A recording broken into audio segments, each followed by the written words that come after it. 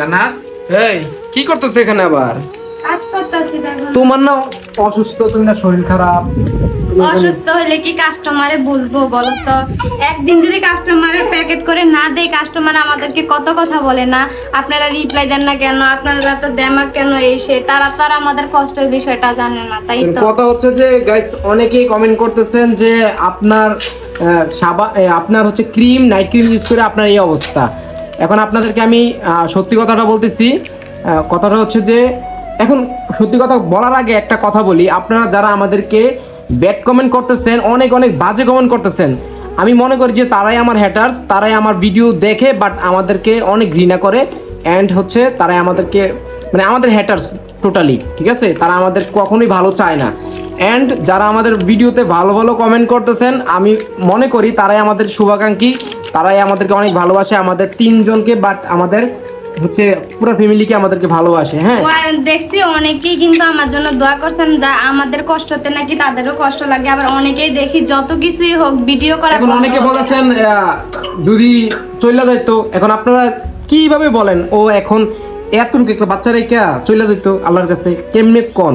এখন আমি মুখে বলতে পারতেছি না, কারণ ভিডিওটা ভাইলেশন খাইয়ে যেতে পারে, এই কারণে বলতে পারতেছি না।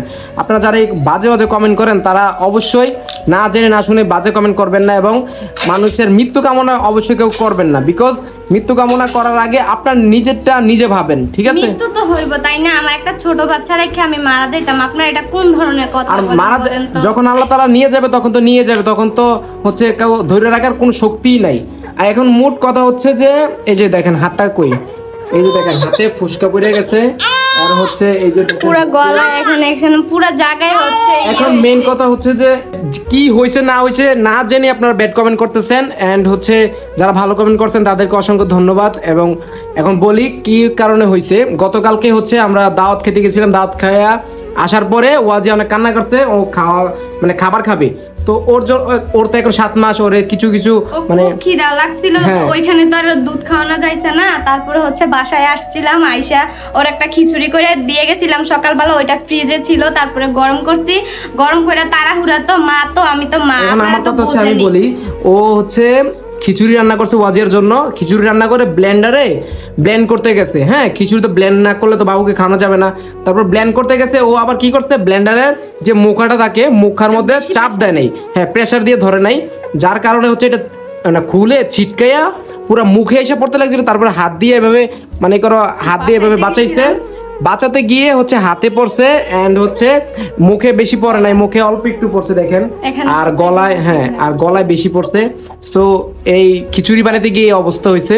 তো আল্লাহ যা করে ভালোর জন্য করে, হয়তো আল্লাহ ওর কপালে এটা লিখে রাখছে। এই কারণে এই গরমের মধ্যে আল্লাহ তাআলা এত গরম দিচ্ছে বাংলাদেশে এবং পৃথিবীতে, এত গরম দিতেছে বুঝতে পারতেছি না, এত গরমের মধ্যেও এবং এই গরমটা পড়ছে, তাহলে বুঝেন কি একটা অবস্থা হইছে। যে একটা অবস্থা, 1 ঘন্টা ধরে শুধু কান্না করছি, এরকম আগুনের মতো যখন শরীরটা জ্বলে যায়। তারপরে তাড়াতাড়ি আমার আম্মুকে কল করছি, আম্মু আসছে, অনেক পানি দেওয়া হয়েছে, বরফ দিছি, তারপরে হচ্ছে পেস্ট দিয়েছিলাম, পেস্ট দেওয়ার পরে আমি মলম আইনা দিছি, এন্ড হচ্ছে আরো মেডিসিন আইনা দিছি।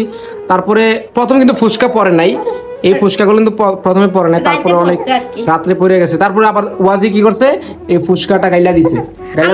ছোট তো বোঝে না, তো যাই হোক সবাই দোয়া করবেন আমার জন্য। আল্লাহ একদিক দিয়ে না একদিক দিয়ে ঘটনাটা ঘটছে, তো সবাই দোয়া করবেন। আর আমার এতটুকুই, এই দুর্ঘটনা হঠাৎ করে ঘটছে। যারা যারা ব্যাড কমেন্ট করতেন, আমি তাদেরকে একটাই কথা বলবো, না জেনে না শুনে ব্যাড কমেন্ট করবেন না। আর আমাদের জন্য সবাই দোয়া করবেন, বিশেষ করে জান্নাতের জন্য দোয়া করবেন যেন তাড়াতাড়ি সুস্থ হয়ে যায়। আর যতই অসুস্থ হই না কেন, কাজ তো আর ফেলে রাখা যাবে না। তাই না? আমার এখন সাবান কিন্তু এখানে অলরেডি বানিয়ে রাখছি, আর হচ্ছে বানাচ্ছি, তো আস্তে আস্তে বানাচ্ছি আর কি। যারা আমাদেরকে ডেলিভারির জন্য অর্ডার দিয়েছেন তারা একটু সময় দিবেন আমাকে, কারণ আমরা তো অসুস্থ। তো এই পর্যন্তই, তো সবাই ভালো লাগলে অবশ্যই আমাদেরকে অলওয়েজ সাপোর্ট করবেন।